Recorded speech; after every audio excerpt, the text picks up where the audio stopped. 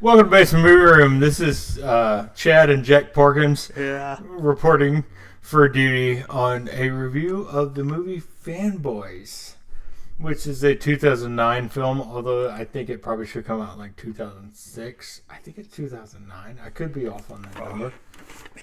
Yeah, take that off. It's terrible. Yeah, no, you're not going to be able to wear that throughout this review. Oh.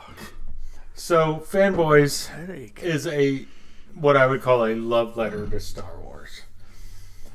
And the plot of the movie, you know what, honestly, who cares about the plot of the movie? It is just a love letter to Star Wars. Yeah. Written by Evan Goldberg along with somebody else, and produced by their production company, Evan Goldberg and Seth Rogen. Seth Rogen plays a couple different roles in the movie.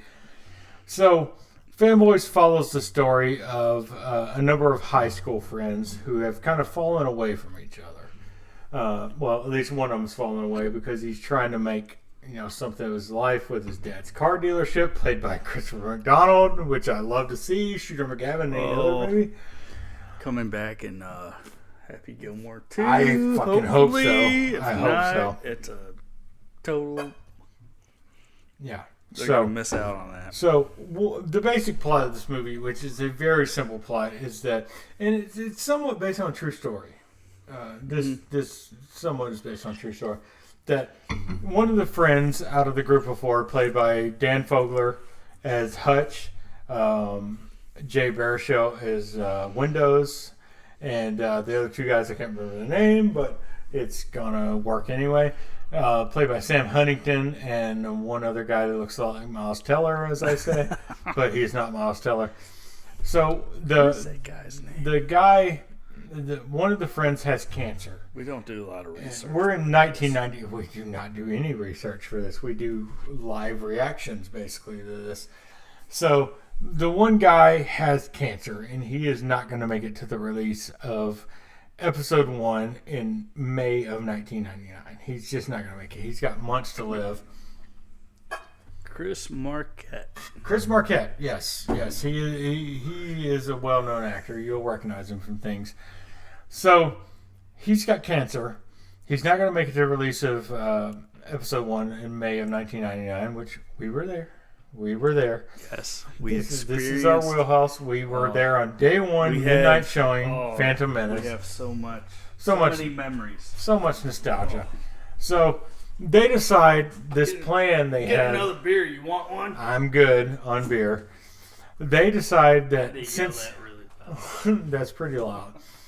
That since he's not going to make it, they're gonna go through with this plan they had in 95, when they were in 94, when they were in 5th grade, if there was ever a Star Wars movie, they were breaking the Lucas Ranch to see that movie early. Sam Huntington character plays like the straight man in this movie. He's the one that wants to make something of his life. Everybody else works at comic book stores and whatnot. And obviously the one guy's dying, so he doesn't really play into the plot on that part. But they decide that they're going to do this, and they're going to drag this cancer patient who is, he's close to death. Although honestly in the movie he doesn't look like he's close to death. Yeah, anything like that. So they decide to go on a road trip, 2,000 miles to California, to Skywalker Ranch in San Francisco, and break in to see an early cut of Episode 1 because he's not going to make it. So this movie is basically the story of them going. They have a stop off in Iowa in Captain Kirk's birthplace to mess with the Trekkies, or Trekkers, as I like to be called in the movie. I mean, it's a load of fun. Yeah, it's so much fun. Oh. The Trekkies versus the Star Wars fans back in the day, there was a little animosity. Now today, everybody's kind of come together as That's because both of them suck these days. They're terrible. Except Star Trek New Worlds actually is supposed to be pretty good. I've tried to watch it a little bit. I haven't got much into it, but it's actually supposed to be pretty good. Star Wars, on the other hand, Disney's gotten a hold of it. It's not... I liked Episode 7. I liked Episode 8. Episode 9 can go fuck a goat for all I care. Yeah. Because it was not Star Wars. That was a Disney. Yeah, Mando's good. Mando's good. They've done some good stuff, but they've done more damage. Yeah. So we'll get into that later. We can get into that much later. Again. Yeah. So where we're at. But this movie is so much fun. It's so much fun. They're gonna make a road trip, and the road trip takes a couple of different detours because they have a flat tire and they run into a gay bar where they have to strip. And Danny Trejo is in the movie and rescues them. He's the chief, and he rescues them. They do peyote, and that scene is probably the best in the movie, where they're on peyote and they're seeing like Ewoks humping them, and like just it's craziness. But this movie shockingly sat on the shelf for a couple years with the studio. They didn't want to release it, and I don't know why, because this movie is so much fun. Yeah, I mean, it captured the essence of the period. It definitely did. It captured that. When we heard of a new Star Wars movie coming out, and we were in high school, at the end of our high school. This is dial-up days. Oh, man. I mean, getting that, downloading the trailer. The trailer was just amazing, and you had to wait for it to download. So many hours. QuickTime.com. Oh my gosh, it took forever. And when it downloaded, you were like, oh, you saw Darth Maul with the, and little old Jar Jar Binks. Yeah, and then oh my Lord. Yeah. The excitement is captured so well in this movie. How excited people were for episode 1. Despite the fact, however you feel about episode 1, we're very nostalgic for episode 1. Yeah. But the feelings leading up to that were just like euphoria. Yeah. Like every little detail you could find, you were trying to find online. Now, AintItCoolNews.com is featured in this movie. Harry Knowles is a character in this movie. That guy's a douchebag. Nobody wants to have anything to do with him these days. But I think that website still exists, to be honest. I never go to it anymore. I went to it like daily in 98, like till the release. I was like all over that with Herc and Harry and all them. But this movie captures that feeling so well. Like those guys, all the way up to the end. all the way. Like the final line of the movie is like, "What if the movie sucks?" Yes, and it's like it's perfect. No, you got it. You understand Star Wars fans. You really do. We can't. I mean, we accept that the movie is not very good. Is not great. Yeah. But we love it. I love that movie so much. The nostalgia did episode it for 1 us. is just the build up was no other experience that we've ever had with a movie. Yeah, I don't know if we will ever have. We're not. I mean, Lord of the Rings was right there. That was a pretty big build up, but I wasn't as excited for Lord of the Rings as I was for episode 1. Star Wars was already embedded in us. Yeah. At that point, from the early years. Empire's the best. It is. If you say otherwise, I will punch you in the gullet. So plot-wise, this movie's pretty thin. Yeah. I mean, it's just a road trip movie. It's 4 guys together along with a girl, played by Kristen Bell. I was talking to you during the movie about why this movie didn't do so well. Is it because like that time period? I think it's We had so many we had a few road trip movie coming out, like Road Trip. Yeah. And there's the European Euro Trip and all that. That was kind of the time period for all these films. And then we got this, and I think were people like fed up with Star Wars at that point? I think people kind of were, because we got 99, 2002, 2005, and this was 2009. Yeah. People were like, this is not that great. The Star Wars is... Red Letter Media was ahead of their time. That's right. And the shame is that, Disney bought Star Wars and George Lucas was out of it. And we thought that was going to be a better thing, but I don't know that it has been. No. Lucas had the problem in these movies where he chose to direct and write all 3 movies. The guy is a bad writer. I'm going to be honest. He can't write dialogue. No. He can direct action. He can direct the movies. But his dialogue is garbage. I'm just going to say it's garbage. His best movie was Empire, which was directed by his Irvin Kershner. Irvin Kershner, which was his instructor. Yeah. At one point. Makes a lot of sense. And the thing is, we've gotten back to Star Wars, where the good Star Wars is by Dave Filoni, who was also a disciple of Lucas. Yeah. So it's like, I mean, I'm not going to apologize for Boba Fett. I'm not going to apologize for Mando Season 3, because I don't think either one of them are particularly good. I think there's a lot of studio interference, of course. Yeah, Kathleen. Old Kathleen. But when you look at Mando Season 1, yeah, that is what, that's what we wanted. Yeah. And it got us excited again about Star Wars. Not to the point where Phantom Menace had us. Yeah, no, nothing will ever come close. Oh my gosh. The crazy thing is like right now, Phantom Menace came in 99. That was 22 years after A New Hope, which has started the whole Star Wars phenomenon, of course. And right now we are 25 years from Phantom Menace, and nothing has come close to placing that excitement. We love Rogue One. We love Andor. We like Mandalorian. Boba Fett sucks. But and Ahsoka was fine. It was entertaining. But nothing has come close to Phantom Menace, and that's what this movie captures. And it was probably the worst movie.